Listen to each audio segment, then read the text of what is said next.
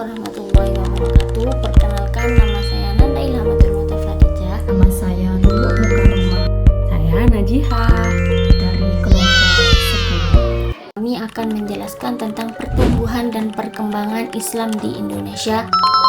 Salah satu artikel menyebutkan bahwa pendidikan Islam di Indonesia itu memiliki sejarah yang sangat panjang sejak abad ke-13 melalui perdagangan dan dakwah yang dilakukan oleh para pedagang muslim, ulama sufi, para perantau dari Arab, India, dan Persia. Para pedagang muslim tidak hanya melakukan aktivitas ekonomi saja, tetapi mereka juga menyebarkan ajaran Islam melalui keteladanan akhlak, perkawinan, hubungan sosial, serta pendidikan keagamaan.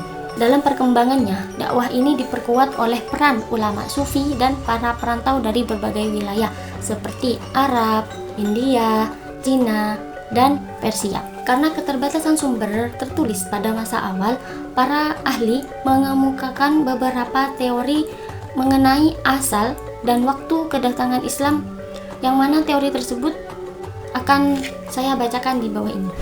Teori India atau Gujarat. Teori India atau Gujarat ini merupakan teori yang paling populer dan paling lama dianut dalam historiografi Indonesia.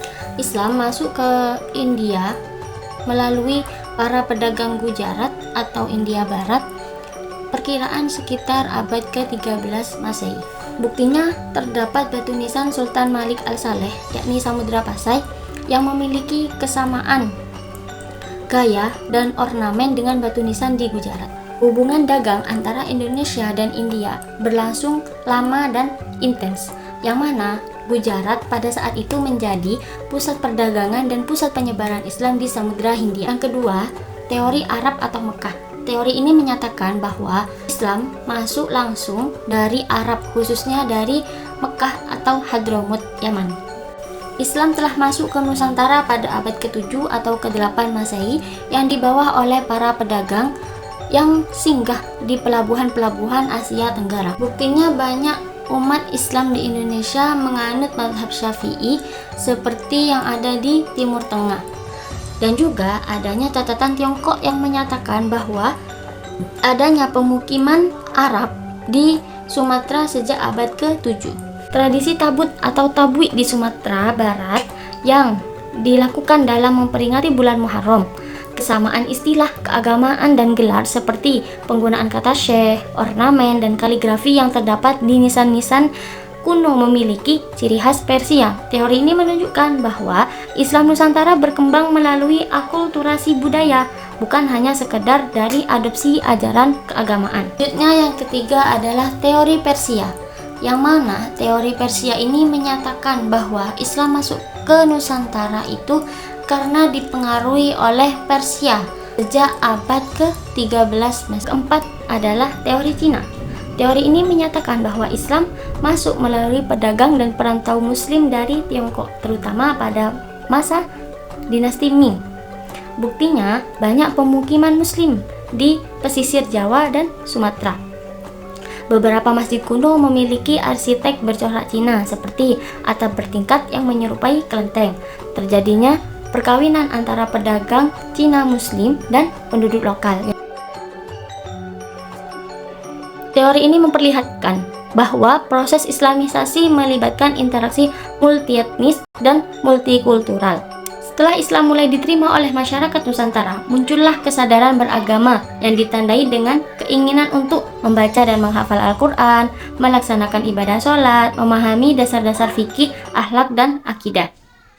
Pada tahap awal, pendidikan Islam itu dilaksanakan secara internal, seperti di masjid, di langgar atau di surau, di rumah para ulama dan tokoh agama. Metode pembelajaran dilakukan secara lisan, keteladanan, dan pengulangan dengan penekanan pada pembinaan moral dan praktik ibadah. Pendidikan ini menjadi fondasi penting Pendidikan Islam dalam proses Islamisasi di Indonesia.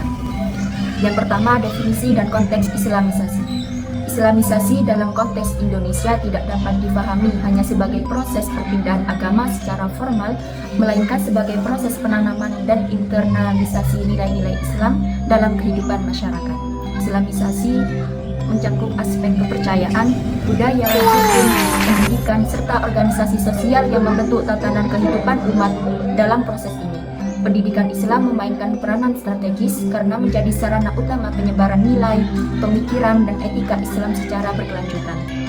Pendidikan Islam berfungsi sebagai wahana transformasi sosial, budaya, dan religius, sehingga Islam tidak hadir sebagai unsur asing tetapi menyatu dengan kehidupan masyarakat Nusantara.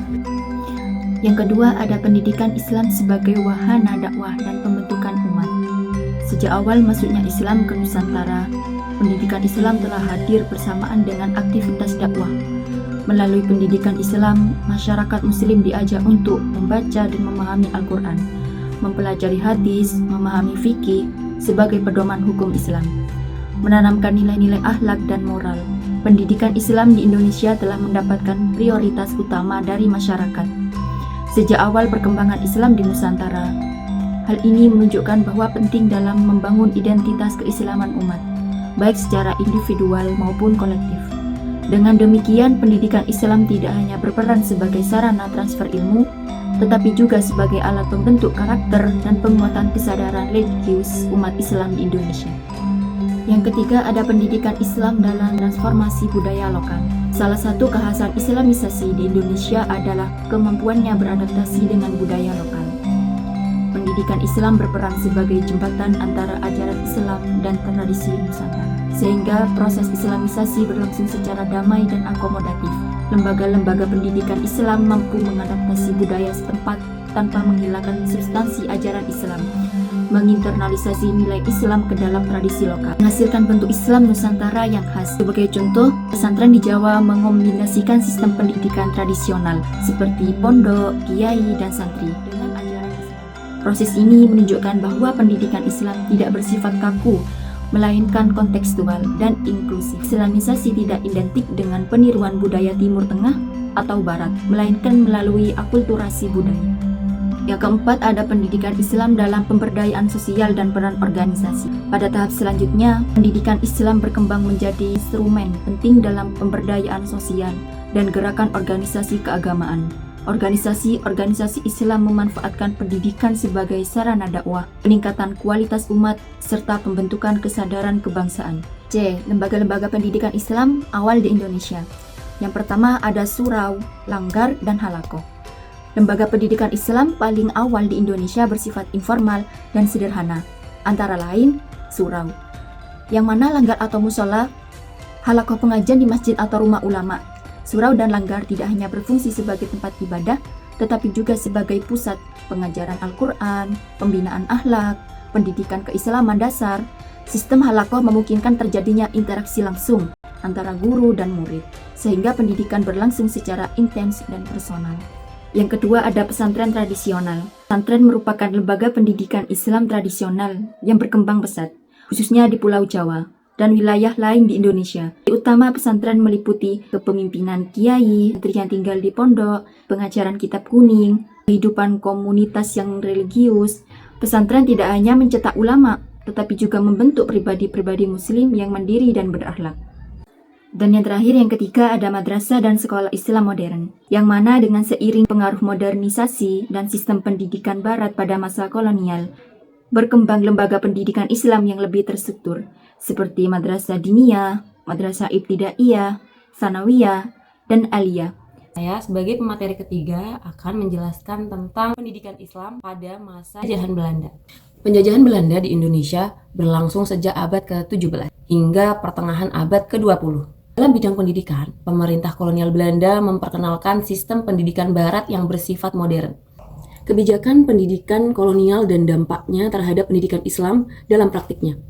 Kebijakan pendidikan Belanda bersifat diskriminatif dan delusif. Pemerintah kolonial membedakan antara pendidikan formal barat yang dikelola pemerintah kolonial dan ditujukan untuk mencetak tenaga administrasi murah. Pendidikan Islam tradisional seperti surau, pesantren, madrasah kembang secara mandiri di masyarakat. Pendidikan Islam pada masa kolonial menghadapi berbagai kendala, di antaranya pembatasan pendirian dan pembangunan lembaga pendidikan Islam, pengawasan ketat terhadap kurikulum dan aktivitas pengajaran, minimnya dukungan dana. Akibatnya, pendidikan Islam cenderung terpinggirkan daripada sistem pendidikan resmi. Selanjutnya, meskipun dalam keadaan tekanan ekonomi, pendidikan Islam tidak berhenti berkembang. Pesantren dan lembaga pendidikan Islam tradisional tetap bertahan sebagai basis pendidikan rakyat, terutama di pedesaan. Lembaga-lembaga ini berperan penting dalam mempertahankan identitas keislaman. Dua organisasi yang berperan penting adalah Muhammadiyah, berdiri sejak 1912, yang mendirikan sekolah-sekolah Islam modern dengan sistem klasik, kurikulum terstruktur, dan integrasi pembelajaran umum serta agama. Selanjutnya, yang terbesar di Indonesia sekarang yaitu Nahdlatul Ulama, yang berdiri pada tahun 1926, yang memperkuat tradisi pesantren, madrasah sebagai pusat pendidikan Islam berbasis kurikulum klasik dan kearifan lokal. Kehadiran organisasi-organisasi ini menunjukkan bahwa pendidikan Islam aktif terlibat dalam proses modernisasi dan pergerakan nasional sekaligus menjadi sarana pembentukan kesadaran kebangsaan.